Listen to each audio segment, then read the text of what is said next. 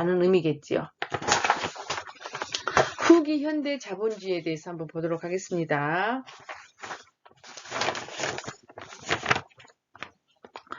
대다수 사람들은 열심히 일해서 많은 돈을 벌어야 한다는 청교도적 직업윤리에 더 자신을 맞추는 또 당연한 사실로 여기기도 하지요. 우리가 열심히 일하면 돈을 벌기 때문에 이렇게 열심히 금욕하고 이렇게 살아야겠다. 대부분 사람들은 그럴 수 있지요. 그런데 후기 현대 자본주의, 그러니까 모던이라는 개념에서 조금 더 포스트 모더니즘에 돌아오니까 이제 이런 그 다운시프팅, 기어를 아래로 내리면서 삶의 속도를 늦추는 거. 그래서 조금 그 게으름이 아닌 게으름의 욕구가 자본주의 발전의 저의 요소가 아니다. 다운시프팅, 그냥 우리말로 뭐라 그런가요? 웰빙이라는 표현을 요즘은 많이 하지요. 그래서 그런 어떤 조금 느리게 가고 조금 나의 욕구를 조금씩 줄여나가고 이렇게 살자. 이런 후기 현대 자본주의에서는 이런 문화가 형성이 되고 있다라는 겁니다.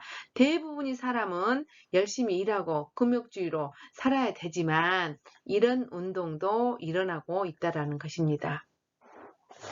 그래서 이런 다운시프팅이라는 말은 그래서 뭐 자본주의가 어떤 그 저해 요인이 되지 않는다라고 주장하고 있습니다. 새로운 선택적 친화력이 요구되고 있다.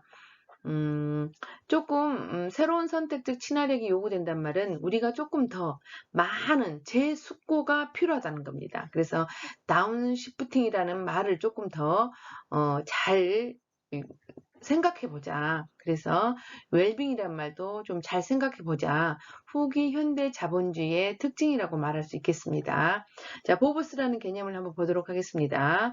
부르조아와 보헤미안을 결합한 단어입니다. 그래서 그냥 보브스 이렇게 표현하고 있습니다. 그 부르주아라는 것은 뭡니까?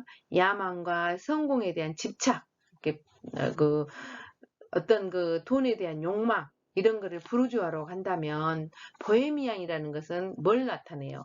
집시 사람들, 스페인 사람들을 많이 보헤미안이란 말을 많이 하잖아요. 그래서 저항과 창조라는 어떤 특징을 갖고 있는 것들. 그래서 야망과 성공에 대한 집착도 있지만 또한 보헤미안 어떤 그 저항이나 창조나 자유나 이런 것들의 개념도 또한 포함된다는 겁니다. 그래서 후기 현대 자본주의에서는 동시에 두 개 다 지니고 있다. 그래서 새로운 어떤 중산층이 생기고 있다는 겁니다. 다시 말하자면 보브스라는 개념은 새로운 중산층을 지칭하는 말이다 라고 표현할 수 있습니다. 브룩스는 어떤 그 칼럼니스트인데 자본주의라는 것은 어떻게 말을 하냐, 노동을 통해 자신을 창조해야 된다. 이건 오랜 직업 윤리겠지요. 멋진 꿈을 현실화할 수 있는 기회가 주위에 널려있는 기대감을 통해 변화를 추구해야 된다. 부르조아의 어떤 청교도적 사명감과 보헤미안의 요소, 그러니까 창조성의 결합으로 보헤미안의 요소를 포함한 것이죠. 그 보헤미안 요소라는 것은 다시 말하자면 자아의 확장으로까지 실천으로 옮겨보자. 이렇게 브룩스는 말하고 있습니다. 미국의 사회학자 벨은 또 이렇게 말하고 있습니다. 만연된 향락주의를 제어할 수 있는 것은 그래도 청교도들의 정신을 계승해야 돼야 된다. 일부 탐욕적인 열정을 억제할 수 있어야 한다. 이렇게 벨도 주장하고 있습니다. 이것이야말로 우리 자본주의가 앞으로 살아날 길이다. 라고 이야기를 하고 있는 겁니다. 지금 우리 TV에서 승리라든지 준영이가 나와가지고 지그들 그 어떤 연예인으로서의 돈을 많이 버니까 어떤 기본이 없이 어떤 그 이것이 저희들이 갖고 있는 하나의 어떤 향락으로 생각하잖아요. 근데 이건 어때요? 범죄지요.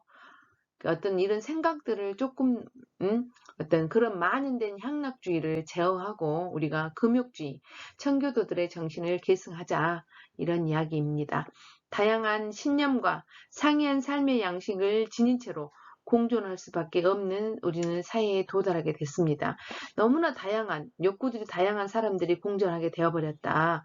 동양의 어떤 전통사상의 가치관에 입각한 유교의 자본주의에도 우리가 관심을 가져야 되겠다. 왜냐하면 너무나 물질 만능주의에 어떤 도덕적으로 타락이 돼버렸기 때문에 동양의 전통사상을 한번 더 공부를 해보자. 이런 운동도 현대 후기 자본주의에서 나타나고 있다라는 겁니다. 자, 여기서 포보스의 설명을 다시 한번 하겠습니다. 179쪽에 책에 지금 쓰여 있는데 거기를 한번 읽도록 하겠습니다. 포보들은, 자, 포보스를 포보들이라고 표현했습니다. 포보들은 노력과 성공이라는 부르주아의 가치를, 부르주아라는 것은 뭡니까? 야망과 성취하고자 하는 마음을 부르주아라고 지금 표현하고 있지요. 부르주아의 가치를 새로운 감각과 경험을 통해서 보헤미안의 어떤 보헤미안은 뭡니까? 자유지요. 창조성을 말하죠. 충동과 결합시켰다. 그 결과 육체적으로는 영적으로 그리고 지적으로 유용한 즐거움을 권장하고 그렇지 않은 즐거움을 억제하는 일련의 사회적 규제들이다. 이렇게 해서 신교도, 프로테스탄티즘을 신교도라고 합니다. 신교도 근로윤리는 보보놀이 윤리로 대체되었는데 후자의 윤리도 전자의 윤리만큼이나 규제적이다. 그래서 우리가 하는 모든 것은 자기 개발과 발전이라는 삶의 소망에 부합해야만 한다. 우리가 웰빙이라는 것도 나의 소망에 부합해야 된다라고 이야기를 하고 있습니다. 그래서 포브스가 새로운 중산층이 되어간다. 라고 이야기를 하고 있는 것입니다. 자, 동양 세계의 시선에서 막스 베버를 넘어서기. 그래서 유교 자본주의에 대해서 조금 보도록 하겠습니다. 서구적인 가치에 또는 그 어떤 체계 혹은 가치관으로 모든 문화 및 역사관이라든지 이런 것들을 이해를 통괄할 수는 없다라는 겁니다. 동양의 핵심은 춤과 효지요. 아시아적 가치관을 조금 더 도입을 해보자. 보헤미안들은 부르주아와 보헤미안을 합해서 포보스의 개념을 들어갔다면 후기 현대 자본주의에서는 이제 앞으로는 조금 더 동양적인 어떤 철학을 조금 가미해보자 라고 이야기를 하는 겁니다. 아시아적 가치를 비판한 사람도 있습니다. 개발 독재의 미명하에 어떤 그 해석을 하고 있다. 예를 들어서 박정희 대통령이라든지 이런 사람들은 어땠어요? 경제를 발전시키기 위해서는 굉장히 어떤 억압하고 그걸 정당화했잖아요. 이렇게 개발 독재의 미명하에 어떤 그 정권을 잡으려고 하고 그랬다라는 겁니다. 이거를 동양 어떤 아시아적 가치를 비판한다라고 지금 책에 쓰여 있습니다. 서구의 문화가 우월하다는 주장. 이거는 동양 전통은 어떻게 보이지 않는 것을 중요시 여기잖아요. 그래서 동양 전통이 서구 어떤 문화보다 열등하다고 보고 있다. 또 서구의 세속화된 가치를 동양의 정신적 가치에서 우리가 찾으려는 낭만주의 관점도 있다. 그래서 이거는 아시아적 가치를 비판한 것이다. 라고 설명하고 있습니다. 칸, 미래학자. 미래의 체험에서 칸이라는 사람은 미래학자인데 미래의 체험이라는 책에서 21세기는 한계에 부딪힌 서구적 자본주의를 대신하여 유교적 자본주의가 그 자리를 대신해야 된다. 대신할 것이다. 라고 이렇게 애언하고 있는 것입니다. 이러한 정신적 덕목이 유교의 어떤 정신적 덕목이 중요해졌다라는 겁니다.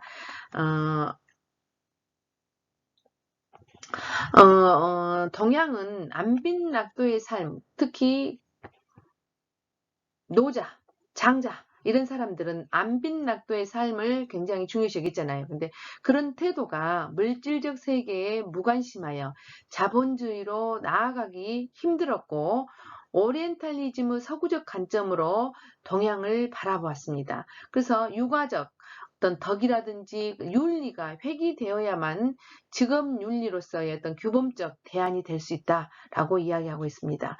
그러면 여기서 오리엔탈리즘이 무엇인가? 옥시덴탈리즘이라는 것은 무엇인가를 한번 보도록 하겠습니다.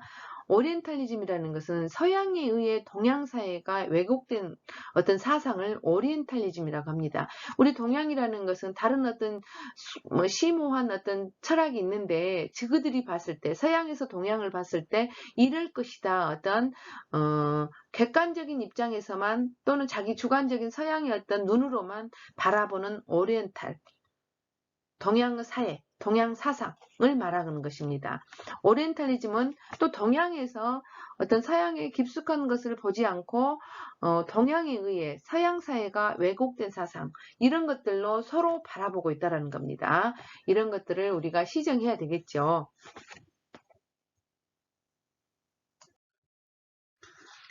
자, 논어의 자료편을 한번 보도록 하겠습니다. 공자가 위나라에 갈 때의 일이다. 변화한 위나라를 보고 공자님께서 말씀하셨습니다. 나라가 번성하구나. 그러자 공자가 탄 수레를 몰던 여무가 물었습니다.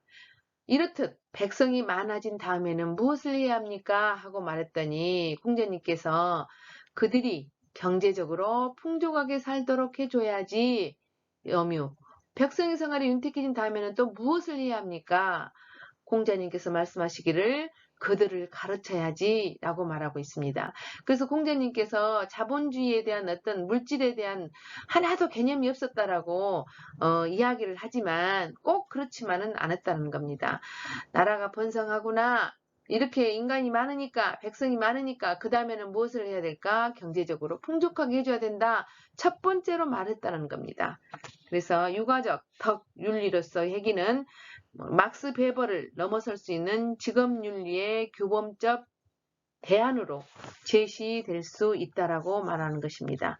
서구의 합리성 개념의 기초에서 전문화를 목표로 했던 직업 교육의 발상을 전환시키고 그 한계를 극복하는 설득력 있는 제안이 될 수 있다. 서구의 합리성 개념도 매우 중요하지만 유가적인 덕, 윤리, 회귀야말로 직업윤리의 규범이 될 수 있다라고 이야기하고 있는 것입니다.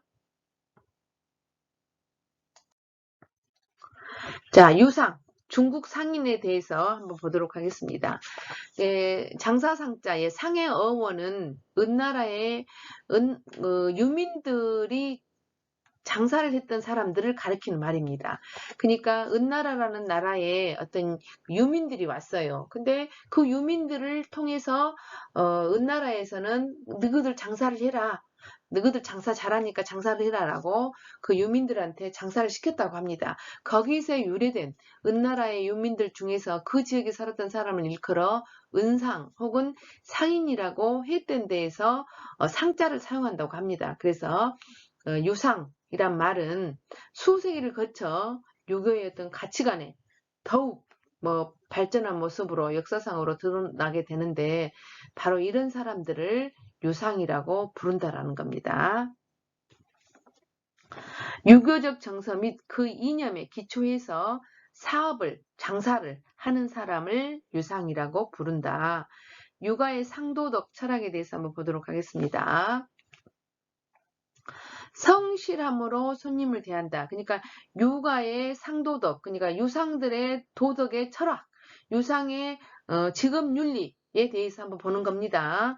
성실함으로 손님을 대한다. 성독 또는 성의라고 한자로 표현하고 있죠. 믿음을 세우고 믿음을 돈독히 하고 신의를 가진다. 입신, 믿음을 세우고 독신, 믿음을 돈독히 한다. 신의를 지킨다. 또 의로서 이를 얻는다. 의로워야지만 이를 얻는 것입니다. 그러니까 의로워야지 이윤을 얻을 수 있는 것입니다. 그래서 의로서 이를 얻는다. 또는 도를 지향하고 덕에 근거하여 인의 의존에 애를 즐긴다. 이 대목은 중국 상인 그 4000년의 지혜에 나와 있습니다.